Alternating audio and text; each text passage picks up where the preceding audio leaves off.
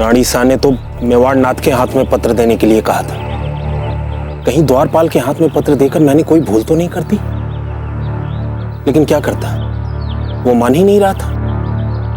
एक बार मेवाड़ नाथ से बोल देते तो।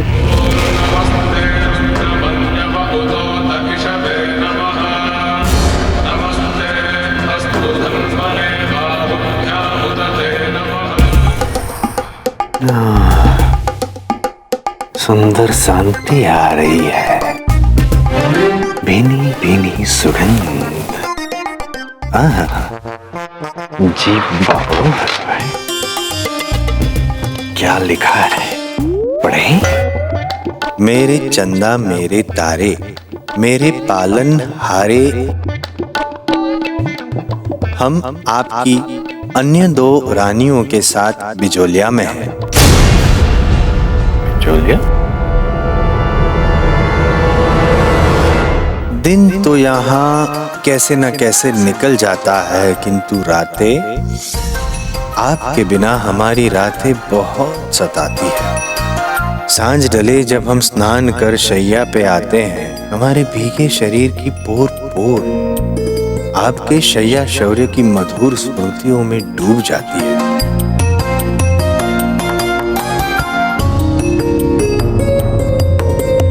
हमारे शरीर की सुगंध जो आपको प्रेम रस से भिगो दिया करती थी, अब आपके बिना हमारे ही अंग अंग को जलाती रहती है। सच, आपकी बहुत याद आती है।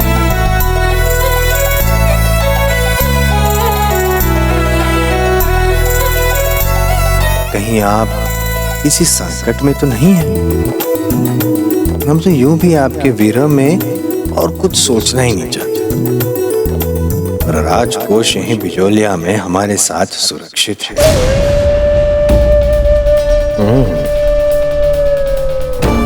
मेवाड़ का राजकोष बिजोलिया में, और मेवाड़ की सुंदर सांद्री वाली रानी भी बिजोलिया में। धीर कवर,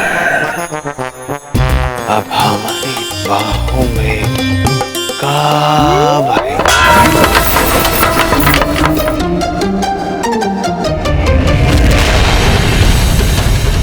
कौन है वहां?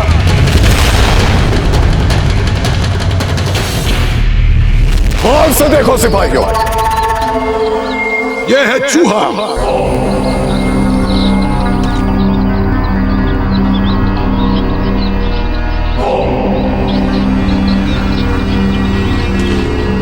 और यह है बारूद की पोटली।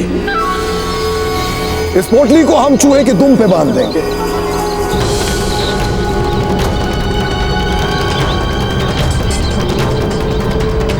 अब इस बारूद की पोटली में हम एक छेद कर देंगे।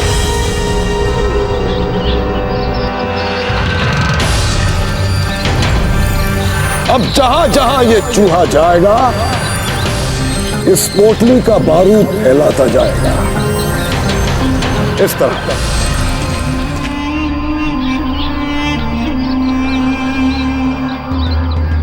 देखो इस चूहे को, कैसे ये छोटा सा मामूली सा चूहा हमारे लिए बारूद फैला रहा है।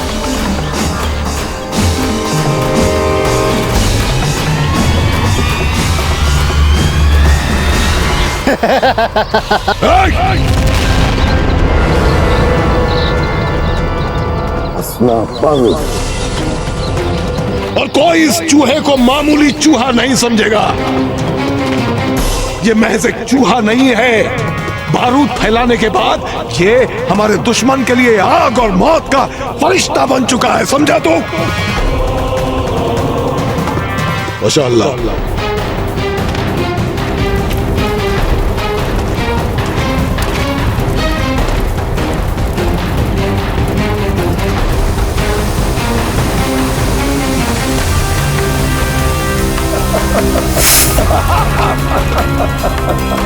हम इसी तरह अपने सारे चूहों को बारूद बांध बांध कर भीलों के जंगल में छोड़ देंगे। जब एक चूहा इतना बारूद फैला सकता है, तो हमारे हजारों चूहे तो भीलों के जंगलों को बारूद से भर देंगे। और हमारी एक चिंगारी हीलों के उस जंगल को जलाकर राख कर देगी। न रहेगा भील और न बचेगा प्रताप। बचेगा तो सिर्फ चित्तौड़ के किले पर शान से लहराता मुगलिया परचम।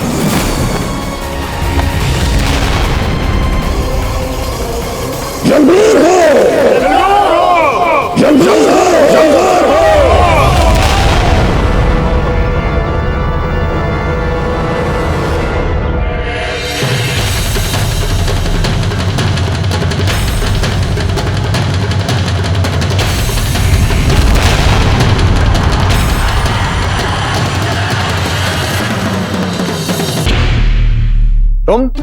तुम यहाँ पर्दे के पीछे क्या कर रहे हो तुम? हमने तुमसे कुछ पूछा है, उत्तर दीजिए। क्या कर रहे हो तुम यहाँ पर? सोच के उत्तर दे। न जाने अचानक कहां से विशेष प्रकार की सांत्री सुगंध आई। सुगंध पर हमने सूंघा तो हमारे माथों घूमने लागे हो।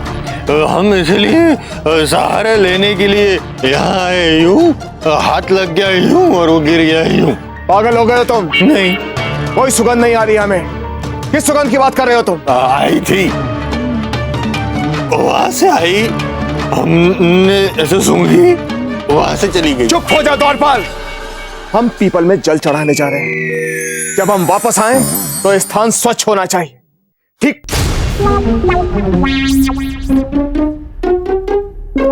द्वारपाल, द्वारपाल, तुमने सुना हमने क्या आदेश दिया तुम्हें? हमने सुना हुकुम। क्या आदेश दिया? क्या क्या लाओ हुकुम? ध्यान से सुनो द्वारपाल, ये तुम्हारे लिए हमारी अंतिम चेतावनी है। सचेत और जागरूक रहना सीख लो तुम, अन्यथा हम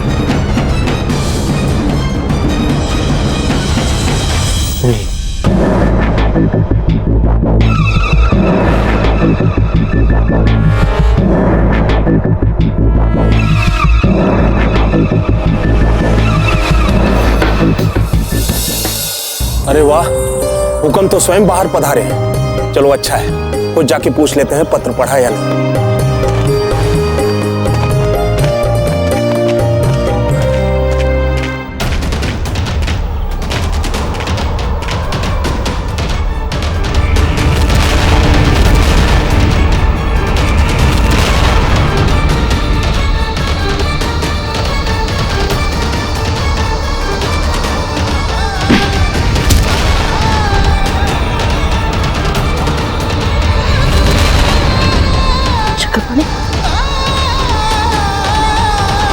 चक्रपाणी, चक्रपाणी उठिए, चक्रपाणी! वेणीदास, वेणीदास, वेणीदास! राणा खेताजी, राणा खेताजी, राणा खेताजी उठिए ना!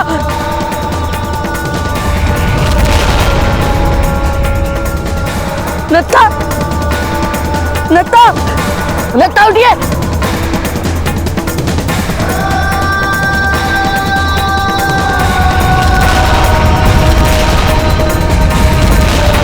गुरुवार!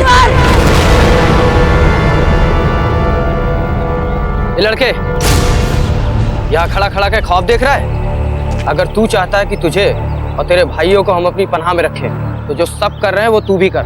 हा? क्या कर रहे हैं सब? देख क्या कर रहे हैं सब, आंखें खोल कर देख।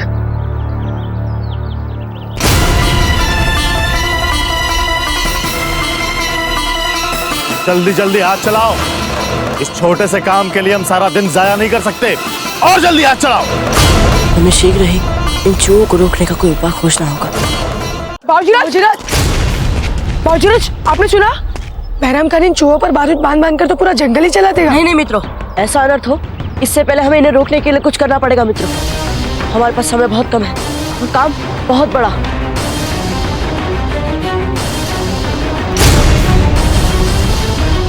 ठहरिए, नत्था कहाँ है? बाजूरज, वो रहा नत्था।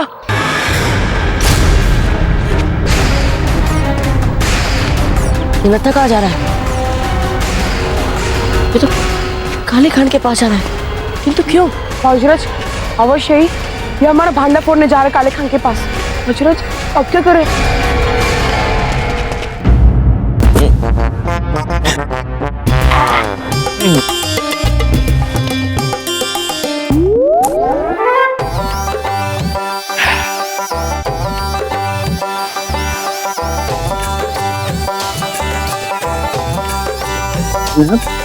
हमें आपका पत्र मिला तो हमें ऐसा लगा मानो रेगिस्तान की तपती धूप में प्रेम की ठंडी ब्याह चल पड़ी है।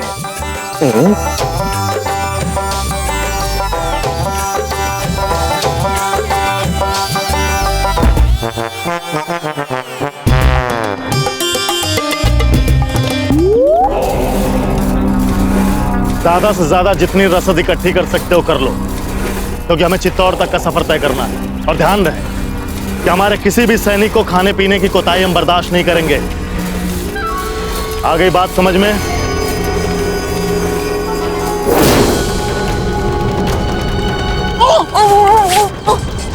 क्या करने की योजना थी तुम्हारी? सब कुछ जलकर राख हो जाएगा, जंगल को कोई नहीं बचा पाएगा। नहीं नत्था, हम ऐसा कुछ नहीं होने देंगे। अब कोई नहीं बचा सकता हमें। मुझे अपने परिवार को इस भीषण आग से बचाना ही होगा। मैं काले खान से जाकर सब कुछ साफ साफ कह दूंगा, सारे षड्यंत्र, सारे बदले, सब कुछ कह दूंगा और दया की भीख मांग लूंगा उसे मैं। नत्था, आग का संकट क्या अकेले तुम्हारे परिवार पर ही है? हमारे सभी भील साथी, राणा खेताजी, गुरुवर, सब सारा जंगल जल जाएगा तो इनमें से कौन बचेगा? ऐसे में इन शत्रुओं के आगे घबरा कर घुटने टेकने से क्या होगा? हम कह रहे हैं नत्था, साहस से काम लीजिए। हम हैं ना तुम्हारे साथ, विश्वास कीजिए हम पे। हम जंगल भी बचाएंगे और जंगल में बैठे सारे लोगों को भी बचाएंगे। कैसे बचाएंगे आप? कैसे? 40,000 सैनिकों वाली सेना पूरे जंगल को चूहे और बारूद से जलाने की घातक योजना। एक और प्रताप, अब आपकी बुद्धि और शौर्य भी बैराम खान से नहीं बचा सकता, हमें नहीं बचा सकता। नहीं नत्था, नहीं, अरे सुनो। हुजूर, हुजूर, काले खान जी, क्या बात है? एक आवश्यक बात करनी थी आपसे। जल्दी बोलो, हमारे पास वक्त बहुत कम है। हुजूर, वो हमारा एक जो भाई है। क्या? जी वो मैं परिवार में सबसे कायर, मूर्ख और डरपोक हूँ। क्या? जी हुजूर, यही सच है। इसलिए मैं बारूद से दूर भागता हूँ। मुझे ये भय है कि यदि मैं बारूद से जल गया तो। बच्चे, अब तुम जलो या मरो।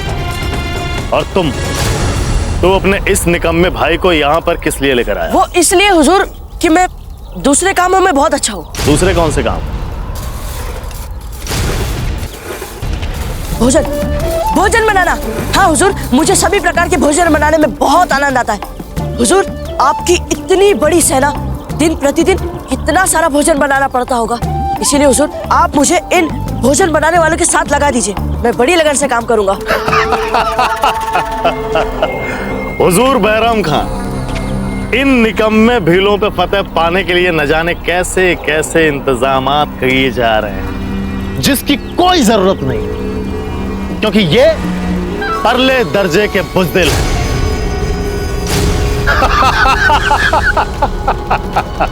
जाओ और हमारे लिए लजीज खाना बनाओ। जाओ। आओ भाई नत्था, हम भोजन की तैयारी करते हैं। चलिए। यदि फिर तुमने कोई ऐसा आत्मघाती पग उठाया तो सौगंध हमें एक लीची की, जीवित नहीं छोड़ेंगे हम तुम्हें। चक्कर पानी, हम नत्था के परिवार और सभी भील भाइयों के परिवार को बचाने का कोई मार्ग ढूंढने जा रहे हैं। हम ऐसा कर ले यदि इससे पहले ये फिर अपना धैर्य खोता है।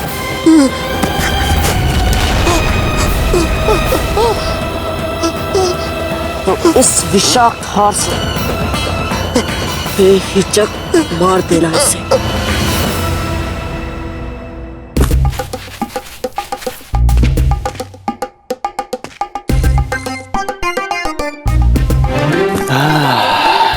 धीर कंवर जी, अब आपका प्रेम ही हमें ये प्रेम पत्र आप तक पहुंचाने में हमारी सहायता करेगा। कुछ समय तक आपको मुख छिपाना पड़ेगा राव सुल्तान जी, चलें?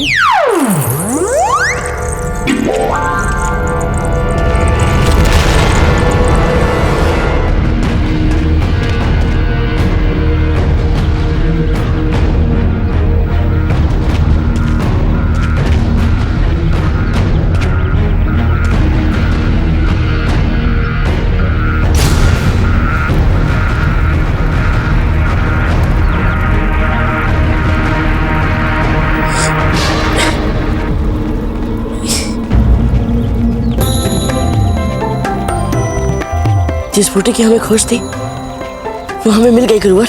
ए लड़के, इधर आ, आके खाना बना। बस अभी आया श्रीमान।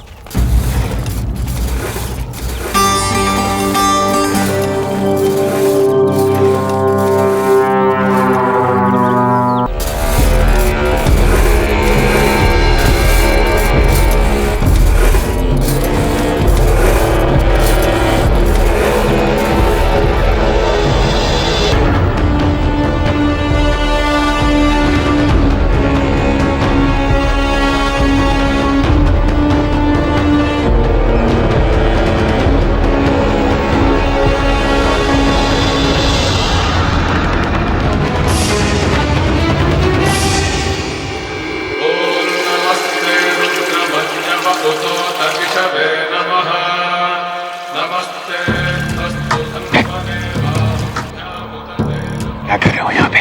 मैं तो बस ये पता करने आया था कि राणा जी ने पत्र पढ़ा या नहीं। उन्होंने पत्र पढ़ भी लिया है और पत्र का उत्तर भी दे दिया है। तेरा और राणा जी का हुक्म है ये पत्र केवल धीर भाई जी के हाथ में देना है।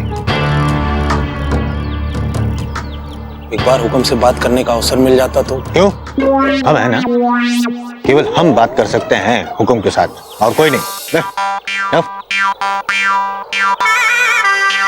हुजूर, हुजूर,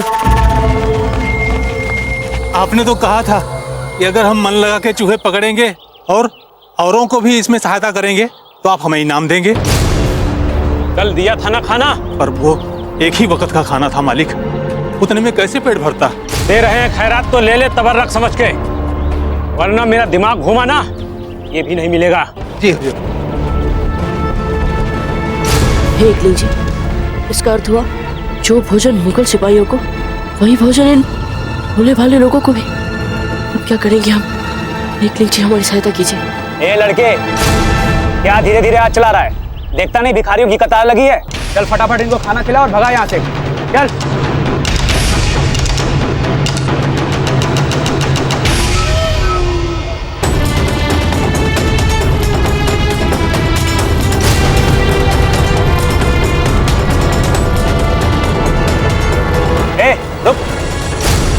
इनको दाल क्यों खिला रहा है? अरे नामुराद, दाल सिर्फ मुगलों के लिए है, इनके लिए नमक और चावल है, समझे?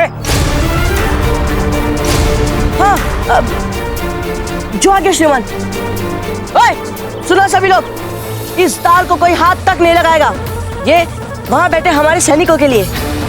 चुपचाप यहाँ से चावल और नमक लेके चले जाओ यहाँ से, समझे? हुजूर, आपको और दाल चाहिए ना? हाँ हाँ, ले आ। लीजिए हुजूर, ये लीजिए, बहुत ही स्वादिष्ट दाल है।